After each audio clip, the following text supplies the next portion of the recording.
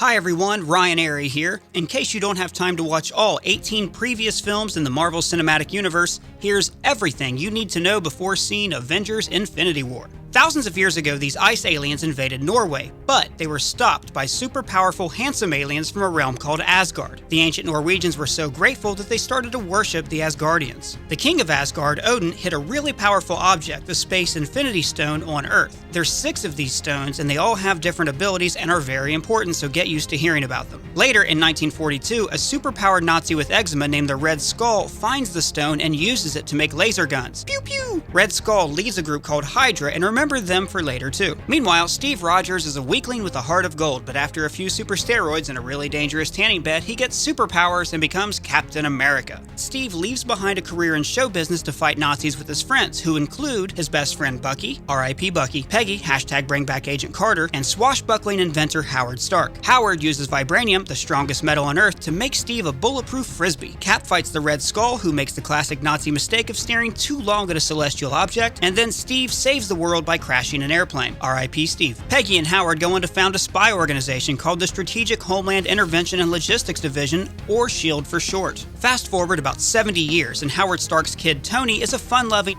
asshole who got Scrooge McDuck rich by making weapons for the military. But one of his own missiles puts shrapnel in his heart and he's kidnapped by terrorists. He escapes by making himself a super suit powered by a small reactor in his chest that also keeps him alive. Then he has what alcoholics refer to as a moment of clarity. Builds a new suit to fight evil and calls himself Iron Man. He fights some bad guys, including his evil business partner who was behind everything all along. What? And along the way, he falls in love with his assistant Pepper Potts and meets Phil Coulson, a SHIELD agent, and Nick Fury, leader of SHIELD. A few months later, Tony's being poisoned by the arc reactor that powers the Iron Man suit and keeps him alive, but otherwise things are going pretty well. Until Mickey Rourke, an evil genius who hates Tony because dad stuff, teams up with Stark business rival Justin Hammer to make their own Iron Man suits. Tony gets shit-faced in an awesome birthday party and fights his best friend, Colonel James Rhodes. Rhodes says, "Screw you guys, I'm going home," and snatches a suit for the military. Scarlett Johansson plays Pepper's assistant, but it turns out that she's actually a SHIELD agent called the Black Widow, which you would only know if you had seen a trailer, a poster, or any other bit of marketing for Iron Man 2. With a little help from a video of his dead dad, Tony invents a new element that saves his life. He and Rhodes defeat the bad guys by crossing the streams, and Nick Fury is dealing with problems happening off in other movies. I have bigger problems than you in the Southwest region. You guys remember Odin, right? Well, now he's got 2 sons. Thor, captain of the varsity Space Vikings and kind of a douche, and Loki, a know-it-all wise-ass who Odin found on a rock. Odin wants Thor to become king so he can finally retire, but frost giants invade and spoil his coronation. Bro is crazy pissed and he takes his space bros to kill some frost giants, but that's an act of war, bro, so Odin takes away his powers and sends him to New Mexico.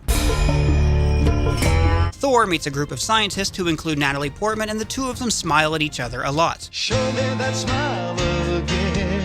Back in Asgard, Loki finds out he's actually a frost giant and yells at Odin till he falls asleep. Aww. Loki becomes king, and Thor's bros figure out that Loki was actually behind everything all along. What? Back on Earth, Thor sacrifices his life to a killer robot and his powers return. He stops Loki from committing genocide, and his brother falls into an abyss. Elsewhere, the military is attacking a giant green Jack Nicholson monster called the Hulk. The monster is actually Bruce Banner, a scientist who can't let himself get angry or have sex, or else he'll turn into a slightly smaller version of Brock Lesnar. Bruce is in love with Liv Tyler, but her dad, Thunderbolt Ross, remember him for later, hates Banner, because Liv Tyler's fathers always hate her boyfriends. Ross gives another soldier big green superpowers, but that guy's an even bigger dick than the Hulk, so they throw down on 125th Street and wreck Harlem, which no one in the show Luke Cage ever mentions. Banner goes into hiding, and now maybe he can control the Hulk? Sometimes, it just depends what the screenplay needs from him. And after this, he has a completely new face. Oh, and S.H.I.E.L.D. finds Captain America's frozen body, and it turns out he's still alive and has a bad case of the all my friends are dead. I slept too long! Loki returns to Earth with a mind control scepter and uses it to brainwash a S.H.I.E.L.D. archer named Hawkeye. Together, they steal the Space Stone. Nick Fury recruits Iron Man, Banner, and Captain America to find the stone. Thor shows up, they capture Loki, and, like his father before him, he stands behind glass and says creepy things to a female protagonist. The heroes argue, they're attacked, Loki kills Coulson and sets his master plan into action. The Space Stone opens a portal and aliens pour through. The heroes defeat them, call themselves the Avengers, then briefly go away to star in their own films. Meanwhile, in space, it turns out Loki was actually working for this guy, Thanos, and that Thanos was behind everything all along. What?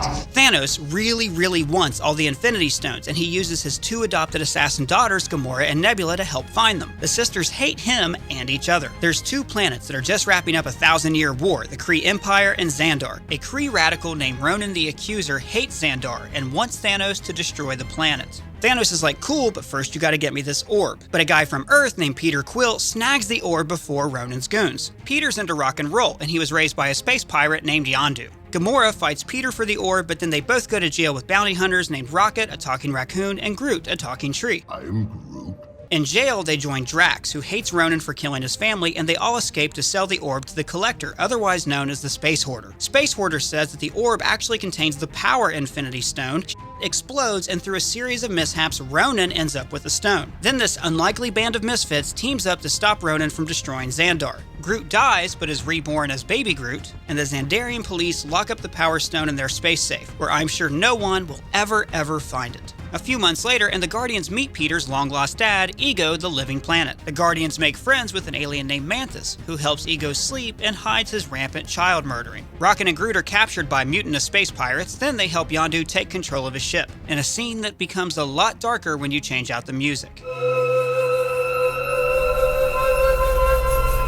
Nebula tracks down Gamora, they fight for a while, and afterwards they kinda like each other. I just wanted a sister! It turns out that Ego is a prick of a deadbeat dad who killed Peter's mom, wants to conquer the universe, and breaks his kids' toys when they don't want to help him end existence. Everyone unites to fight the giant planet, Yondu dies, and celebrity guest stars show up for the funeral. Nebula leaves to go kill Thanos, and Groot becomes a teenager. Elsewhere in space, Loki is in Asgardian jail, and Thor is finishing up a war by killing the strongest soldier on the battlefield, in a scene that's a direct ripoff from the movie Troy. And also the Bible. Jane slips through a dimensional portal and gets possessed by another Infinity Stone, this one's called the Ether, which controls reality. The Dark Elves, these ancient enemies of Asgard, want the Ether so they can throw it into a space eclipse and end the universe. Thor takes Jane to meet some space doctors on Asgard when the Dark Elves invade, kill Thor's mom, and then Thor breaks Loki out of jail and they take Jane to a deserted planet to destroy the Ether. But instead, the Dark Elves steal it, Loki dies, and Thor and Jane walk through a convenient plot hole back to Earth. There, they team up with their science friends to drop a ship on the Ninth Doctor, and everyone is saved. Thor turns down the throne of Asgard so he can make out with his girlfriend, the Asgardians give the Space Hoarder the Ether, and it turns out that Loki is alive and pretending to be his dad. It's a good thing his mom's dead, right? Meanwhile, back on Earth, Captain America is working for S.H.I.E.L.D. alongside Black Widow, and things seem to be going fine until Nick Fury is fake assassinated by a covert operative called the Winter Soldier. Meanwhile, Robert Redford, head of the World Security Council, wants Captain America arrested. So Cap and Black Widow go on the run and make friends with Sam Wilson, an Air Force vet who uses robot wings to fly. They find out that S.H.I.E.L.D. has been infiltrated by Hydra, and they're going to blow the hell out of the world with flying aircraft carriers. Then it turns out that Robert Redford was actually behind everything all along. What? Not only that, but Cap's best friend Bucky is alive and was brainwashed to become the Winter Soldier. In the end,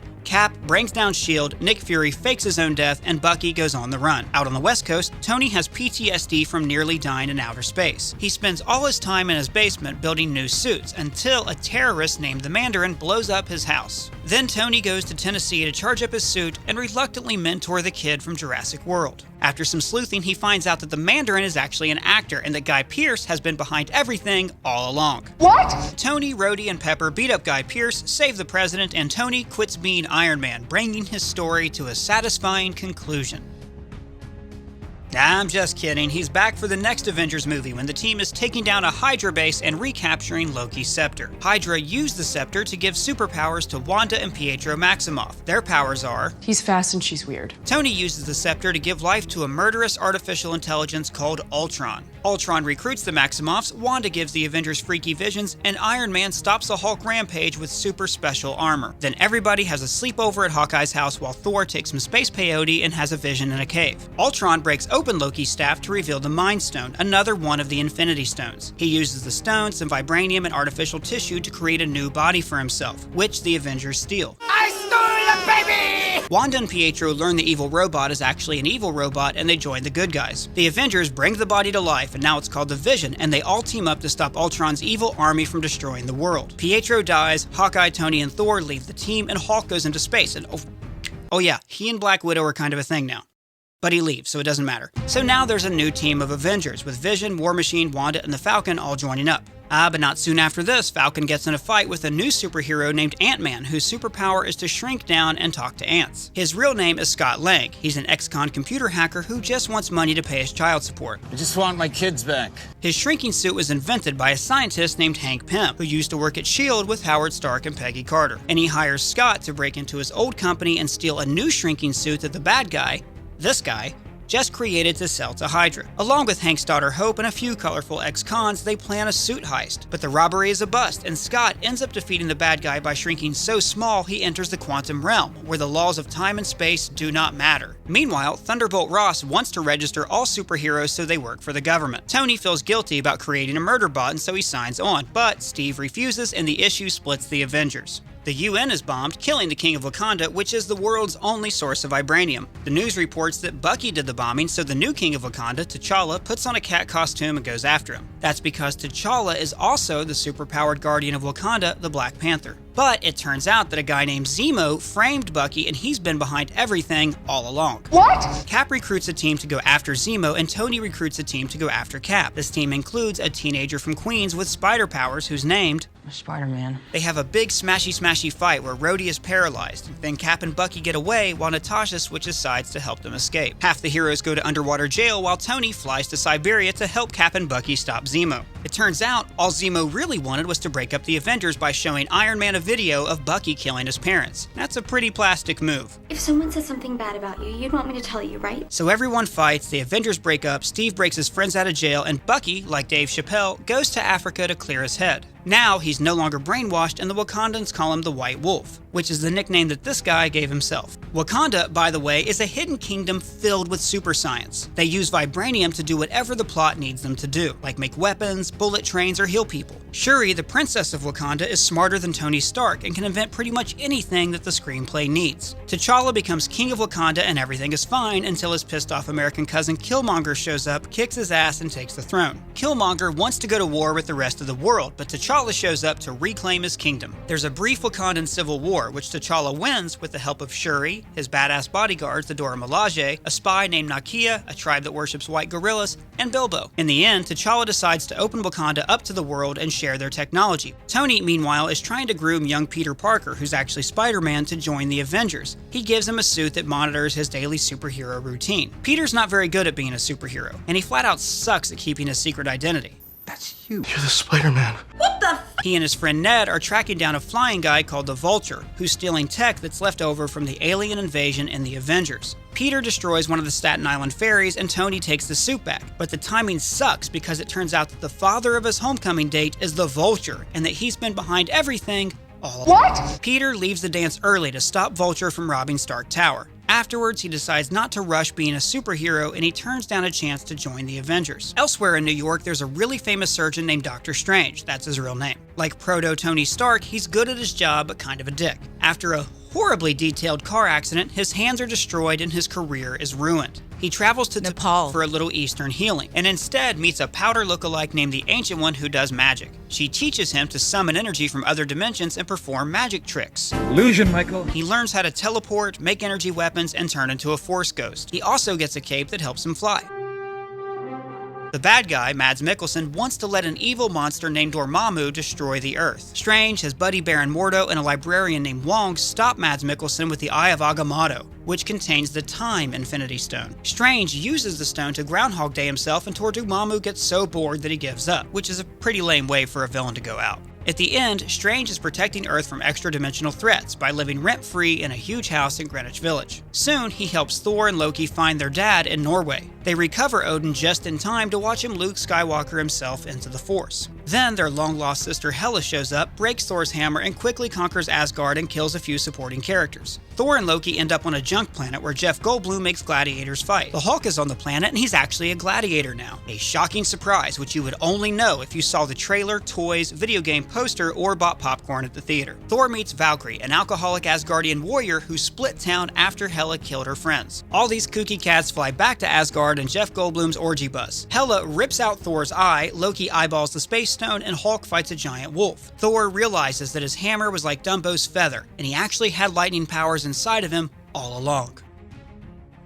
What? Thor kills Hela by manipulating a fire demon into destroying Asgard. Afterwards, a few thousand Asgardian refugees hop on a spaceship and head for Earth, but they're stopped by an even bigger spaceship, which probably belongs to Thanos. Alright guys, that's a recap of every Marvel movie so far. I hope it prepares you to watch Avengers Infinity War. If you're finding us for the first time, please hit that subscribe button, and don't forget to check out all of our other great Marvel content. For Screen Crush, I'm Ryan Airy.